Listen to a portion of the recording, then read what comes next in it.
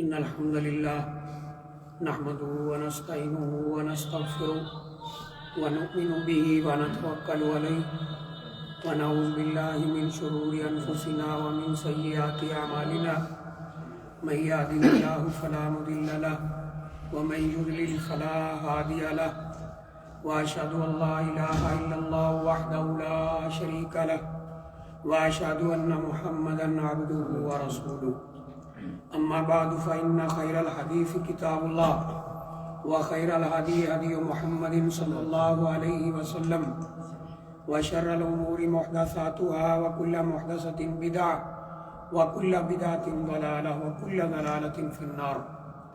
أعوذ بالله من الشيطان الرجيم. بسم الله الرحمن الرحيم. يا أيها الذين آمنوا اتقوا الله حق تقاته ولا تموتن إلا وأنتم مسلمون. يا أيها الذين آمنوا اتقوا الله وقولوا قولا سديدا يصلح لكم أعمالكم ويغفر لكم ذنوبكم ومن يطع الله ورسوله فقد فاز فوزا عظيما. قال الله تعالى في القرآن الكريم: وما خلقت الجن والإنس إلا ليعبدون. وقال النبي صلى الله عليه وآله وسلم: افلا اکون عبدا شکورا او کما قال علیہ الصلوۃ والسلام. انتہائی قابل احترام بھائیوں، دوستوں، بزرگوں، اللہ تعالیٰ نے ہمیں اس دنیا کے اندر اپنی عبادت کے لیے بھیجا ہے. یہ ہمارا دنیا میں آنے کا مین مقصد ہے کہ ہم اللہ تعالیٰ کی عبادت کریں، اللہ کو خوش کریں اور اللہ تعالیٰ کو خوش کر کے دنیا کو بھی سنوار لیں اور آخرت کو بھی سنوار لیں. سب سے پہلے تو یہ دیکھنے کی بات ہے کہ عبادت کسے کہتے ہیں. ہمارے ہاں عبادت کا مفہوم بڑا تنگ سا سمجھا جاتا ہے کہ شاید عبادت جو ہے وہ روزہ، نماز، حج، زکوٰۃ، صدقہ اور اسی طرح رکوع، سجدہ اس کا نام ہے.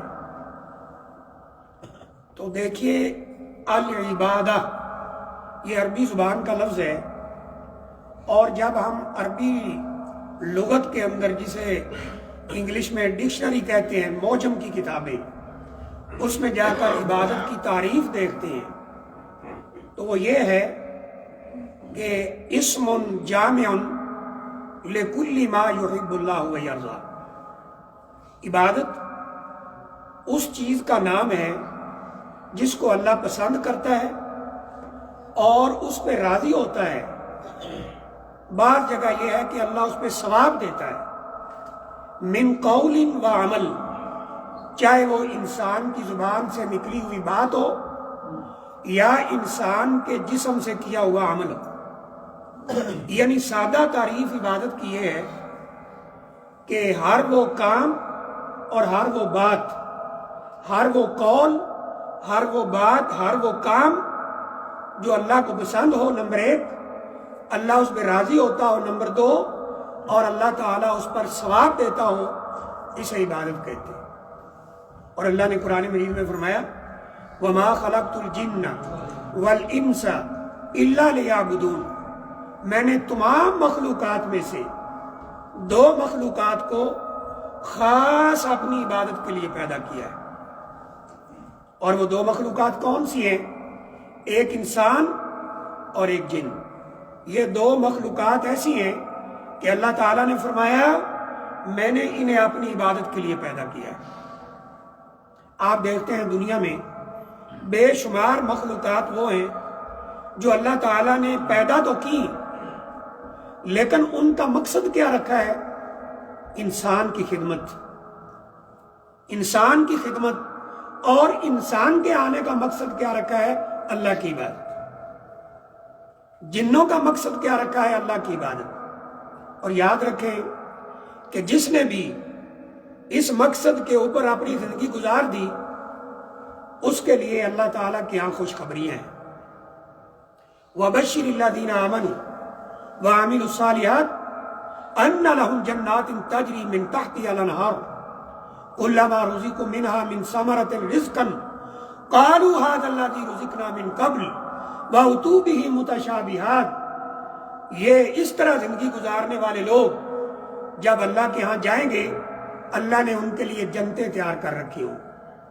और देखे अल्लाह फरमाते हैं जब जन्नत के अंदर वो फल, खसूसन जन्नत के फल देखेंगे, कहेंगे या अल्लाह ये तो वो फल हैं कि हमें इससे पहले दिए गए थे दुनिया में भी। दुनिया में हमने अंगूर खाया, यहाँ भी तो अंगूर खिला रहा है, क्योंकि जन्नत के फलों में से इसका खास तौर पे तज़किरा मिलता है, शहद का तज़किरा मिलता है, दूध का तज़किरा मिलता है, इस तरह बेर का तज़किरा मिलता है। या अल्लाह ये तो हम दुनिया में भी खा आए हैं, लेकिन कमाल है कि ये जन्नत के फल इंसान जब उन्हें खाएगा, कुरान कहता है शक्ल में तो दुनिया के फलों के मुतशाबे हैं, लेकिन जब उनको खाओगे दुनिया के फलों से कई हजार गुना उनका ज़ायका ज्यादा अच्छा होगा। और इंसान जब जब इनको खाएगा हर दफा इनका ज़ायका उसे पहले से अच्छा महसूस हो। ये जिंदगी है। और अल्लाह ने फरमाया है ना कि जन्नत के अंदर इबादत करने वालों के लिए, अल्लाह और अल्लाह के रसूल सल्लल्लाहु अलैहि वसल्लम के हुक्मों को मानने वालों के लिए अल्लाह ने जो इनामात तैयार कर रखे हैं, माला आइन राअत, किसी आंख ने देखा नहीं, वला उज़ुन सामिअत, किसी कान ने सुना नहीं है, वला खतर अला क़ल्बि बशर, किसी इंसान के दिल पे ख्याल पैदा नहीं हो सकता कि वो नेमतें कैसी हैं। लेकिन उसके लिए जिसने अपना मकसद पूरा किया, वमा खलक़तुल जिन्ना वल इंसा इल्ला लियअबुदून, जिन्नों और इंसानों को दो मखलूकात को इसलिए पैदा किया है कि वो मेरी इबादत करें। अगर मैं मिसाल से समझाना चाहूँ तो बड़ी अच्छी मिसाल है हमारे लिए, जो लोग हम यहाँ बाहर आकर बैठे हैं, अपना मुल्क छोड़कर, अपना घर बार, रिश्तेदार, माँ बाप, बहन भाई छोड़कर यहाँ बैठे हैं, उनको समझने के लिए तो बड़ा आसान है।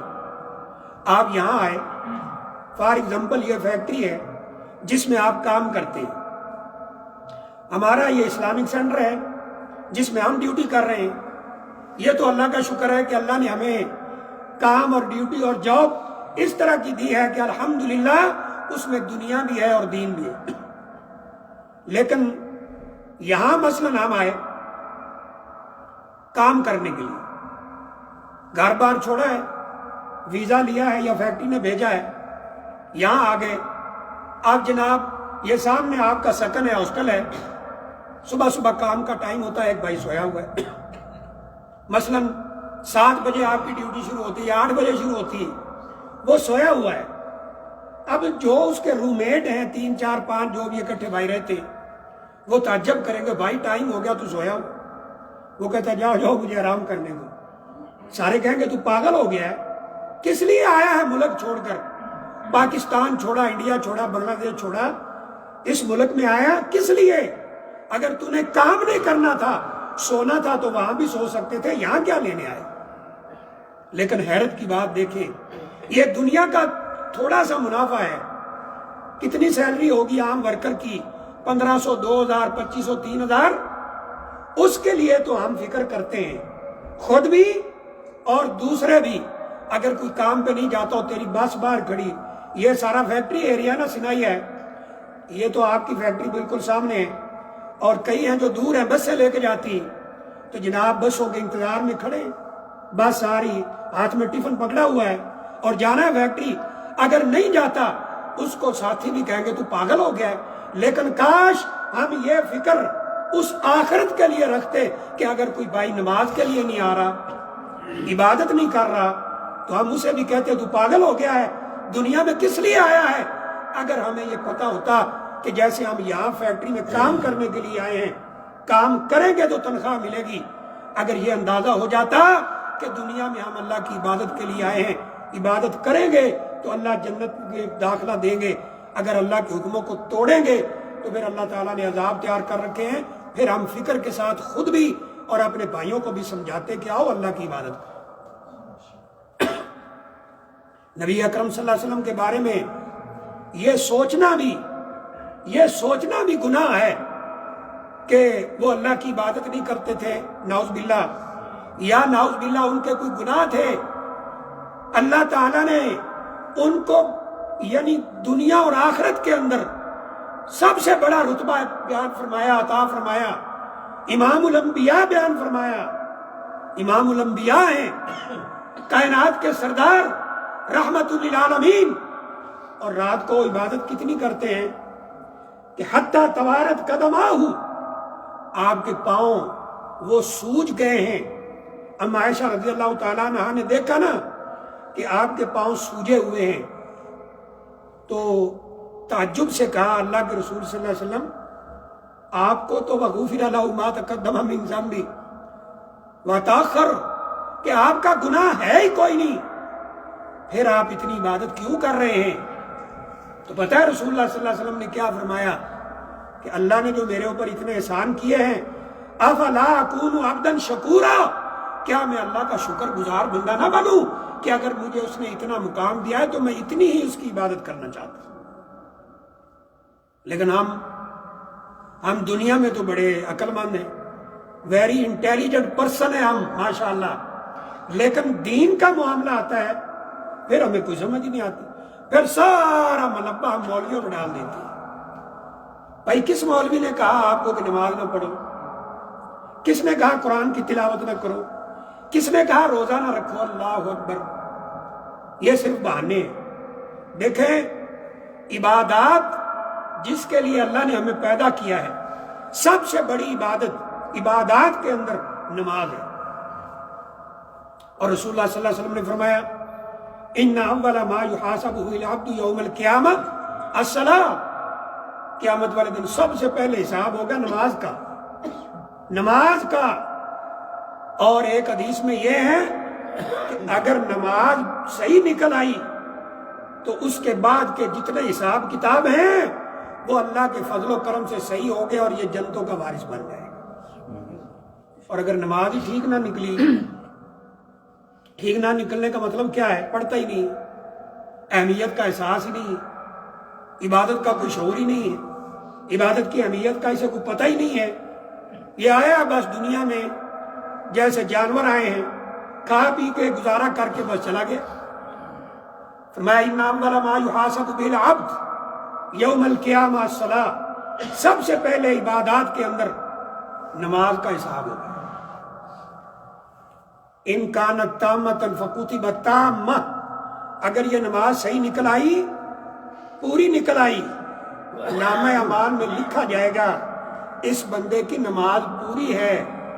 وَإِن كَانَتْ نَاقِصَةً، اگر نماز تو پڑھتا تھا، غور سے سنیں، نماز پڑھا کرتا تھا لیکن اس نماز کے اندر اس سے کئی کوتاہیاں ہوئیں، ہم نماز شروع کرتے ہیں دماغ کہیں پہنچا ہوتا ہے، یہ کوتاہیاں ہیں، اس طرح کی کئی کوتاہیاں ہوئیں، تو اللہ تعالیٰ اعلان فرمائیں گے جب اس کے نامہ اعمال میں لکھا جائے گا کہ اے اللہ اس کی نماز ٹھیک نہیں ہے، پڑھا کرتا تھا، یہ نہیں ہے کہ پڑھتا ہی نہیں تھا، جو پڑھتا نہیں تھا نا بالکل وہ بغیر حساب کتاب کے جہنم میں جائے گا، یہ یاد رکھیں۔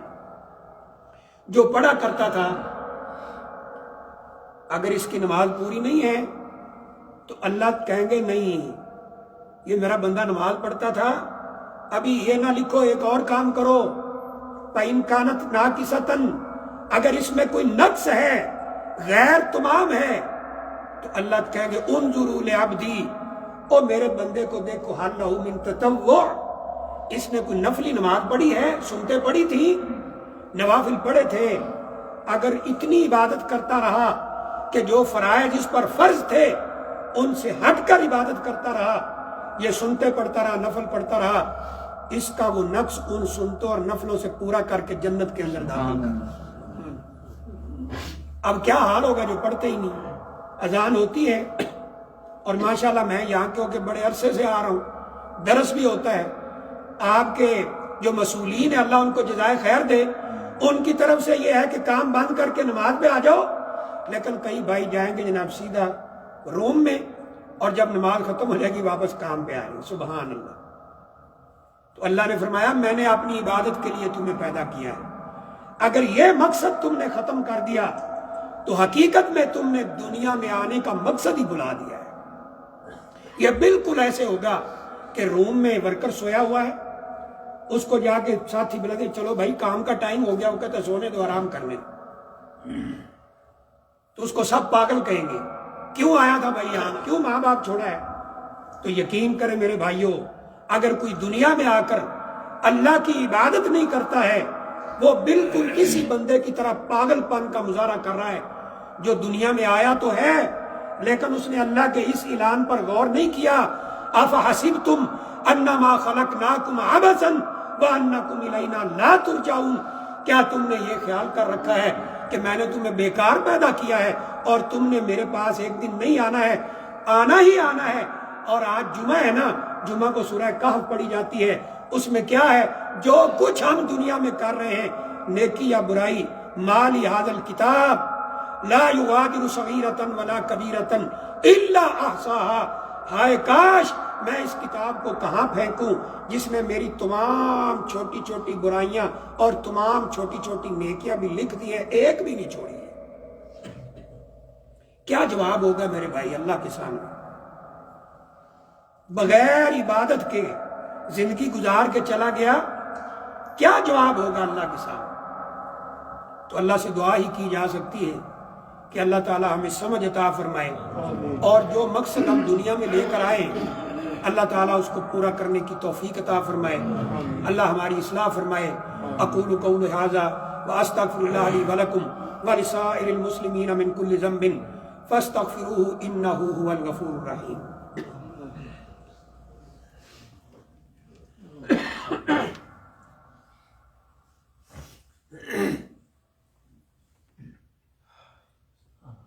ان الحمد للہ نحمده ونستعینه ونستغفره ونؤمن به ونتوکل علیہ ونعوذ باللہ من شرور انفسنا ومن سیئات اعمالنا من یهده اللہ فلا مضل له ومن یضلل فلا ہادی له واشهد ان لا الہ الا اللہ واشهد ان محمدا عبدہ ورسولہ۔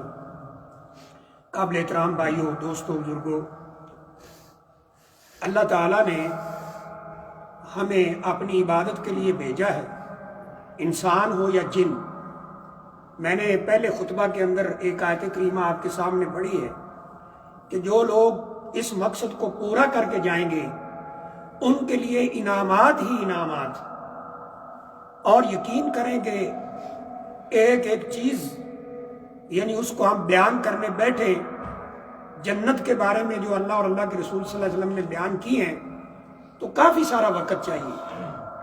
دیکھیں جنت کے محلات، یہ دیوار آپ تعمیر کرتے ہیں اس میں اینٹیں لگتی ہیں، یہاں وہ بلوط احمر کے نام سے بڑی بڑی سرخ اینٹیں ہوتی ہیں یا سیمنٹ کی، تو فرمایا کہ جنت کے محلات میں ایک اینٹ سونے کی اور ایک چاندی کی ہوگی، اور جہاں دونوں اینٹوں کا جوڑ ہے اس جوڑ کے اندر ایک موتی لگا ہوگا۔ فرمایا خیر من الدنیا وما فیہا، دنیا میں جتنا خزانہ سونا چاندی جواہرات ہیرے یاقوت مرجان جتنے دنیا میں ہیں ان سارے خزانوں سے وہ ایک موتی زیادہ قیمتی ہوگا۔ یہ اصل کامیابی ہے کہ ہم اپنے مقصد کو سمجھنے کی کوشش کریں۔ اب جس دنیا کے مال کے لیے ہم حلال حرام کی تمیز مٹا کر اللہ کی عبادت کو بھی بھولے ہوئے ہیں، یقین کریں یہ کچھ کام نہیں آئے گا، کام نیکیاں ہی آئیں گے۔ یہ سورہ کہف میں ہی ہے نا، والباقیات الصالحات خیر عند ربک وثوابا، تیرے رب کے ہاں اگر کوئی باقی رہنے والی چیز ہے، نہ سونا ہے نہ چاندی ہے نہ کوئی دنیا کا اور مال ہے نہ عہدہ ہے نہ پیسہ ہے، اگر اللہ کے ہاں باقی رہنے والی چیز ہے تو وہ نیکیاں ہیں۔ جب تم قیامت والے دن آؤ گے وہ نیکیاں اگر تمہاری ہوں گی اللہ خوش ہو کر تمہیں جنت کے اندر داخل کر دے گا۔ یہ اگر تھوڑا سا مظاہرہ محسوس کرنا ہو نا، ہم میں سے کوئی بھائی سخت بیمار ہو جائے، شدت کی تکلیف سے گزرے، ایک دن 2 دن 3 دن، کیا حال ہوگا اس کا؟ دعائیں کرے گا پھر اللہ سے، یا اللہ مجھے معاف کر دے، آئندہ تیری نافرمانی نہیں کروں۔ لیکن کبھی سوچا ہے کہ اگلی زندگی کتنی ہے؟ 2-3 دن میں ختم ہو جائے گا یہ عذاب۔ اللہ نے جہنم اور جنت دونوں کے لیے کہا خالدین فیہا، پکے جہنمی 3 قسم کے لوگ ہیں، کافر، مشرک اللہ کے ساتھ شرک کرنے والے، اور منافق جو اوپر اوپر سے کلمہ پڑھتے ہیں یقین کوئی نہیں۔ تو ہمیشہ ہمیشہ، اور جو جنت میں جانے والے ہیں وہ بھی ہمیشہ ہمیشہ۔ تو اللہ تعالیٰ ہمیں جنت کی دولت نصیب فرمائے، جنت کے انعامات نصیب فرمائے۔ ایک اہم نقطہ جو اس سلسلے میں عرض کرنا چاہتا ہوں وہ یہ ہے، آپ غور سے سنیں۔ میں نے شروع میں اشارہ کیا ہے کہ ہمارے ہاں یہ سمجھا جاتا ہے کہ عبادات جو ہے نا وہ صرف نماز، روزہ، حج، زکوٰۃ اس کا نام ہے۔ نہیں میرے بھائی، میں نے شروع میں تعریف بتائی ہے، اسم جامع لکل ما یحب اللہ ویرضی من قول وعمل۔ عبادت ہر اس کام کو کہتے ہیں جو اللہ کو پسند ہے، اللہ اس پہ راضی ہوتا ہے اور ثواب دیتا ہے، یہ عبادت ہے۔ اور اگر یہ مفہوم ہمیں سمجھ آ جائے تو پھر یقین کریں ہم عبادت کا کوئی چھوٹے سے چھوٹا کام یا بڑے سے بڑا کام اللہ کے علاوہ کسی کے لیے نہیں کریں۔ ہمارے ہاں بڑی غلط فہمی کیا ہے، ہم سمجھتے سجدہ تو اللہ کے لیے، نماز اللہ کے لیے، حج بھی اللہ کے لیے، لیکن نظر و نیاز کسی اور کے لیے بھی ہو سکتی ہے۔ بھائی وہ کیوں، اس کو کیوں نکال دیا عبادت کے دائرے سے؟ یہ بہت بڑی غلط فہمی ہے۔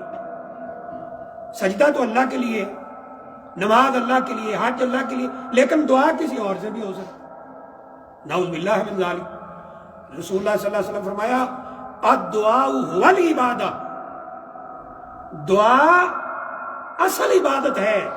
کیوں کہ جب انسان اللہ سے دعا کرتا ہے، اس عقیدے کا اظہار کرتا ہے، یا اللہ میری دعائیں تیرے علاوہ سننے والا کوئی نہیں ہے۔ پھر اس کا کیا مطلب ہوگا کہ میری سنتا نہیں، ان کی موڑتا نہیں، میری ان کے آگے، ان کی اللہ کے آگے۔ اور نظر و نیاز، رجب کا مہینہ آئے گا، امام جعفر صادق کی نظر و نیاز، محرم کا مہینہ آئے گا، امام حسین رضی اللہ تعالیٰ عنہ کی نظر و نیاز۔ او بھائی کیوں ایسے کام کر رہے ہو جو رسول اللہ صلی اللہ علیہ وسلم نے نہیں بتلائے، جو صحابہ اکرام نے نہیں بتلائے، اس کو عبادت سمجھ کے کر رہے ہیں۔ پھر ربیع الاول آئے گا، اتنے جھوٹ بولے جائیں گے، 1 روپیہ جو میلاد پہ لگا دے اس کے لیے جنت پکی ہے، نبی صلی اللہ علیہ وسلم نے فرمایا۔ میں اکثر آپ سے عرض کرتا ہوں کہ اگر دلائل کا پتہ نہ ہو تو عقل کو استعمال کر لو۔ نبی اکرم صلی اللہ علیہ وسلم کے دور میں یہ روپیہ کی کرنسی تھی؟ ایک بھائی کو میں نے کہا سوچ لو آپ کیا کہہ رہے ہیں، کہتا جی روپیہ لگایا جنت پکی۔ میں نے کہا رسول اللہ صلی اللہ علیہ وسلم کے دور میں روپیہ کی کرنسی تھی، یا درم تھے یا دینار؟ درم چاندی کا، دینار سونے کا۔ یعنی ہم عقل میں استعمال کوئی نہیں کرتے۔ 1 روپیہ، آج بچہ بھی نہیں لیتا 1 روپیہ۔ تو کہنے کا مقصد یہ ہے کہ عبادت کا دائرہ بہت وسیع ہے۔ میں ایک مثال سے سمجھا سکتا ہوں۔ ابھی ہم مسجد کے لیے آئے، مثلا رستے کے اندر کوئی تکلیف دہ چیز پڑی ہے، جو کیل ہے، مثلا کانٹا ہے، پتھر ہے، جو گاڑی کو نقصان پہنچا سکتا ہے، آنے جانے والوں، ہم نے اللہ کا حکم سمجھ کر کہ رستے میں آسانی پیدا کرو، ہم نے وہ سمجھ کر سائڈ پر کر دیا۔ اللہ اسے بھی عبادت بنا کے ہمارے نامہ اعمال میں لکھ دیتا ہے۔ اور یہ میں نہیں کہہ رہا، فرمایا الایمان بضع وستون شعبۃ، رسول اللہ صلی اللہ علیہ وسلم نے فرمایا ایمان کے کئی درجے ہیں، اعلیٰ لا الہ الا اللہ، سب سے اونچا درجہ لا الہ الا اللہ ہے، وادناها اماطۃ الطریق، اماطۃ الاذى یعنی طریق، سب سے ادنا یہ ہے رستے سے تکلیف دہ چیز ہٹا دو، یہ بھی تمہارے ایمان میں شامل ہے، اللہ اسے بھی صدقہ بنا دے۔ اور تو اور نبی کریم صلی اللہ علیہ وسلم نے فرمایا یہ حلال روزی کما کر جو تم لقمہ اپنی بیوی کے منہ میں رکھتے ہو نا، حتی اللقمۃ التی تضع فی فی امرأتک صدقہ، اپنی بیوی کو حلال روزی سے کما کر اس کے منہ میں پیار محبت سے تو لقمہ رکھتا ہے نا، اللہ تعالیٰ اسے بھی صدقہ بنا دیتا ہے۔ اگر ابھی بھی سمجھ نہ آئی ہو تو نبی اکرم صلی اللہ علیہ وسلم نے فرمایا اپنی بیوی کے ساتھ جماع کرنا صدقہ ہے۔ ایک حدیث میں فرمایا جس شخص نے جمعرات کے دن، جمعہ کے دن خود غسل کیا، بیوی کو بھی کرایا، مطلب یہ ہے اس سے ہم بستری کی، دونوں نے غسل کیا، جمعہ کا دن ہے، اللہ اسے بھی صدقہ بنا دیتا۔ عبادت کا مفہوم اتنا وسیع ہے. صحابہ کرام نے پوچھا اللہ کے رسول صلی اللہ علیہ وسلم وہ تو ہم اپنی خواہش پوری کر رہے ہوتے ہیں. نبی کریم صلی اللہ علیہ وسلم نے فرمایا اگر یہی کام کسی اور کے ساتھ کرو تو گناہ ہوگا؟ زنا کرو تو گناہ ہوگا؟ کہا جی ہاں گناہ ہوگا. کہا اپنی بیوی کے ساتھ اللہ کا حکم سمجھ کے کرو کہ میں نے کسی اور کی طرف نہیں دیکھنا ہے, اللہ اسے بھی صدقہ بنا دیتا ہے. یہ عبادت ہے. پھر گزارش یہی ہے کہ اگر نماز, روزہ, حج, زکوٰۃ, رکوع, سجدہ, قیام یہ اللہ کے لیے ہے تو نظر و نیاز بھی اللہ کے لیے, دعا بھی اللہ کے لیے. اللہ تعالی ہمیں سمجھ عطا فرمائے اور ہماری اصلاح فرمائے. عباد اللہ ان اللہ و ملائکتہ یصلون علی النبی یا ایھا الذین آمنوا صلوا علیہ وسلموا تسلیما. اللهم صل وسلم على نبینا ورسولنا محمد. اللهم ارض عن خلفاء الراشدین ابی بکر وعمر وعثمان وعلی وعن سائر الصحابة اجمعین. اللهم انصر الاسلام والمسلمین. اللهم اذل الشرك والمشركين. اللهم دمر اعداءك اعداء الدين. اللهم انصر اخواننا المجاهدين في كل مكان. اللهم انصر اخواننا المستضعفين في كل مكان. اللهم ردهم الى اهلهم سالمين. اللهم تقبل منا انك انت السميع العليم وتب علينا انك انت التواب الرحيم. اللهم طهر قلوبنا من النفاق واعمالنا من الرياء والسنتنا من الكذب واعيننا من الخيانه فانك تعلم خائنة الاعين وما تخفي الصدور. اللهم انك عفو تحب العفو فاعف عنا. اللهم انك عفو تحب العفو فاعف عنا. ربنا ظلمنا انفسنا وان لم تغفر لنا وترحمنا لنكونن من الخاسرين. عباد الله ان الله يأمر بالعدل والإحسان وإيتاء ذي القربى وينهى عن الفحشاء والمنكر والبغي يعظكم لعلكم تذكرون. سبحان ربك رب العزة عما يصفون وسلام على المرسلين والحمد لله.